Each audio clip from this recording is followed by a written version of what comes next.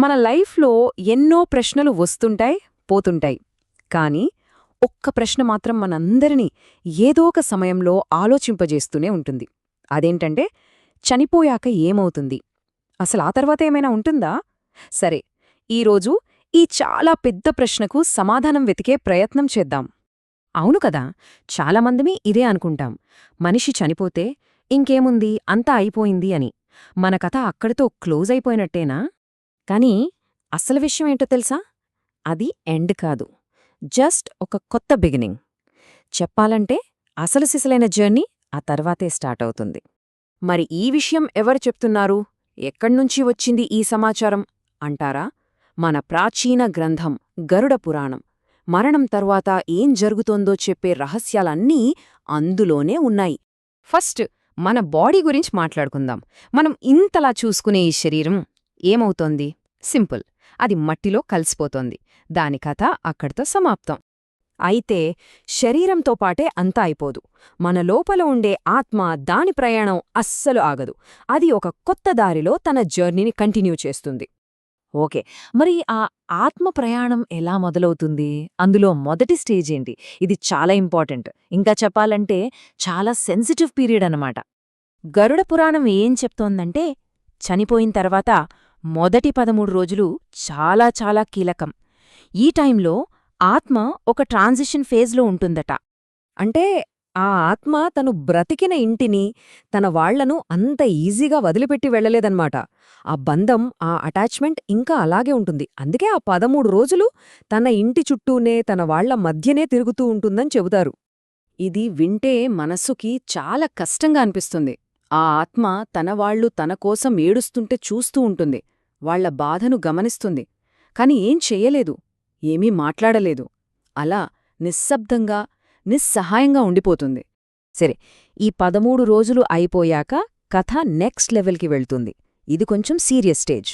ఇక్కడే అసలు లెక్కలు మొదలవుతాయి, కర్మల లెక్క. అప్పుడు ఎంట్రీ ఇస్తారు యమదూతలు. ఆ ఆత్మను తీసుకువెళ్లడానికి వాళ్లు వస్తారు. ఇది ఎవ్వరూ తప్పించుకోలేని పిలుపు. ఇక్కడ మనం ఒక ముఖ్యమైన విషయం గుర్తుపెట్టుకోవాలి. అదే కర్మ. చూడండి, మనం చేసే పనులను ఈ లోకం మర్చిపోతుందేమో, ఎవరూ చూడ్లేదనుకుంటామేమో, కాని మన కర్మ అది మనల్ని ఎప్పటికీ వదిలిపెట్టదు. మన నీడలా మన వెంటే వస్తుంది. అసలు ఈ కర్మల అకౌంటింగ్ ఎంత పర్ఫెక్ట్గా ఉంటుందో తెలుసా? మనం చేసే ప్రతి చిన్న పని, మనం మాట్లాడే ప్రతి మాట, చివరికి మన ఆలోచన కూడా అన్నీ రికార్డవుతాయి. అది మంచిదైనా చెడ్డదైనా ఏదీ మిస్ అవ్వదు. అన్నింటికీ లెక్క చెప్పాల్సిందే. యమధర్మరాజు ముందు నిలబడినప్పుడు మనం చెప్పే మాటలు, ఇచ్చే సాకులు అక్కడ పని చెయ్యవు. అక్కడ ఒకటే ప్రూఫ్, అదే మన జీవితం. మనం ఎలా బతికామన్నదే అక్కడ సాక్ష్యం చెబుతుంది. మన లైఫే ఒక ఓపెన్ బుక్ అన్నమాట. సరే, ఈ కర్మల లెక్క అంతా చూశాక తరువాతేంటి? తీర్పు ఎలా ఉంటుంది?